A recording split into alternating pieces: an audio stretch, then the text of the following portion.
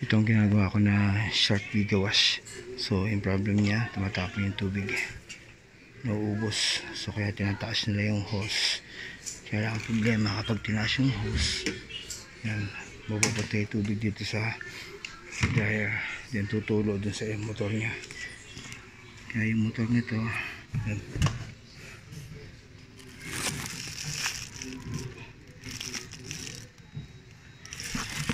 so yan, kaya yung motor niya sira na, puro kalawang na, and then nakukuryente sila.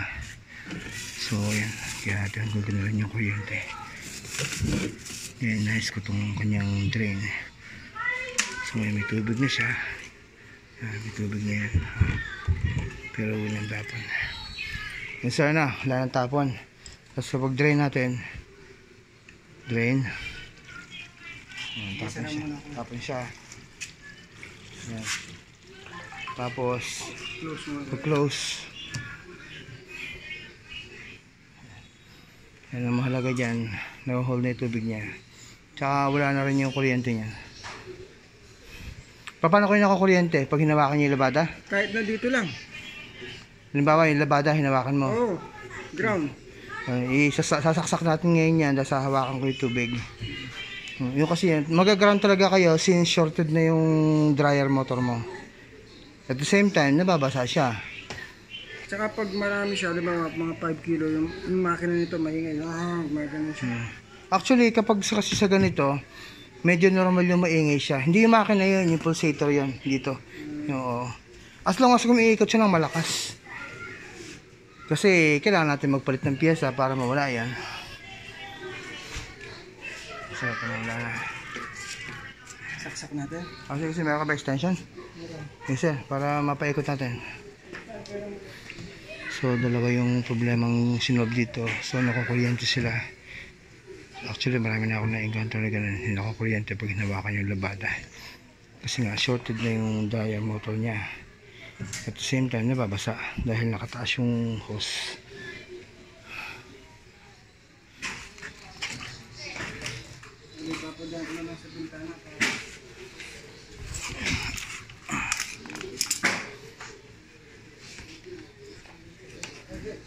Saka kunin mo extension sa taas.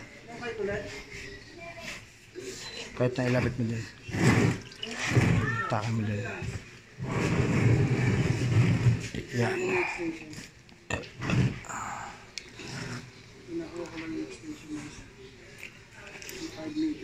So yan, walang tapon yung tubig niya pag hindi siya nakadrain. So yun yung problem kanina, nauubos yung tubig. Hindi na sasalin yung tubig dito? Hindi na sir. Kasi yun ang kailangan nating magawa, na hindi nyo dapat itataas yung hose para hindi matapon yung tubig. So ngayon, kita mo kahit na nakababa yung hose mo, hindi na tumatapon yung tubig dun sa drain. So kaya yan, hindi na pupunta yan dun sa ano. Pag ginamit nyo siya, dapat lagi siya nakababa.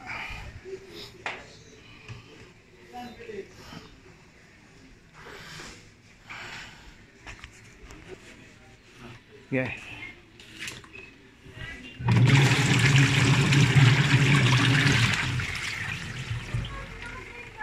Pag sir hinawakan mo yung tubig, nakuryente kayo. Actually, lalo sa tubig. Lalo sa tubig, dapat makakuryente ka.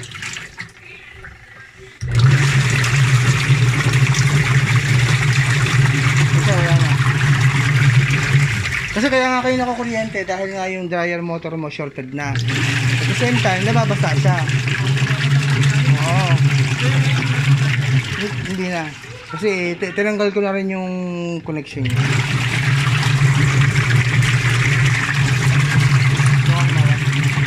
Ito kumawak pa. I-side mo pa mo sa lupa. Para. Ito sir ah. Actually, mas malakas ang kuryente kapag ikaw ay nakatapak sa semento. Kaya nga sa akin. Kita mo siya, nakatapak sa semento. Ayan, nakatapak sa semento, pero hindi. Tagis na lang ata. Hindi sir. Dito lang yan. Layo natin mamaya. So yun sir, bali nakita mo na wala na yung kuryente ha. Mas malakas kasi ang kuryente pag nakatapak ka sa semento.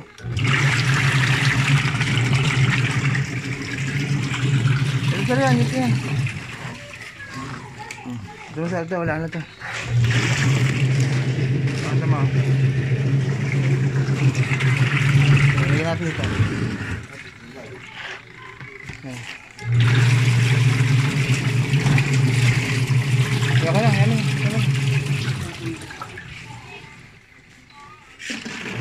Sige sir, yan. Obserbahan mo kung meron siyang tagas.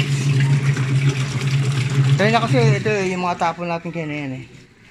So wala na siyang leak, tapos hindi na tumatapon yung tubig sa drain, tapos wala nang kuryente yung tubig mo.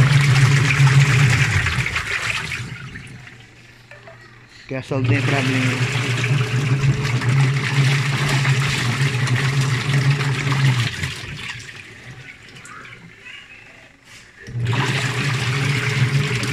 Naglalaba ba kayo dito ng basahan? Ito kasing dryer nito, heavy duty rin ito, malaki. Heavy duty ito eh, talagang medyo hindi yung dryer. Kasi naglalaba ka ng basahan dyan, masama yun. Dahil himulmul ng basahan, bumabara sa drain yun. Yun yung dahilan, di ba tumatapon yung ano mo.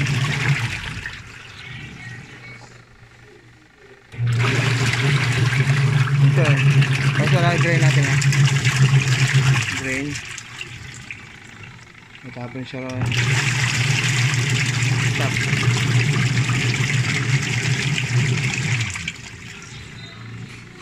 Ito yan na.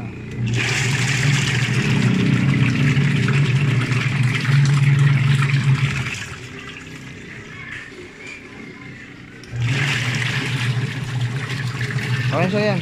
Problem solved yan.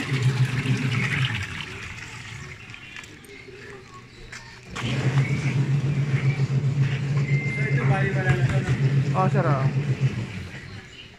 Kasi nasira na rin yung dryer motor mo eh. Unless gusto mo papalitan yung motor niyan, papalitan yung motor niyan para magawa yan. So, sa totoo lang, mas maganda pa yung mga naka-single. Oh, mas pangit yung magka-double.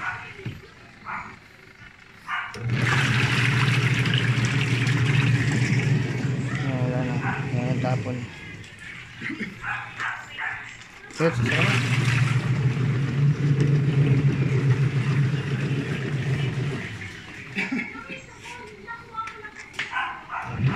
Ito.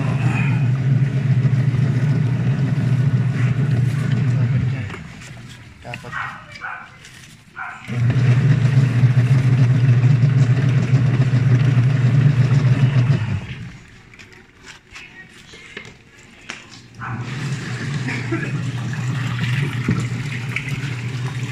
Yeah, so okay na, and then may warranty sa same problem.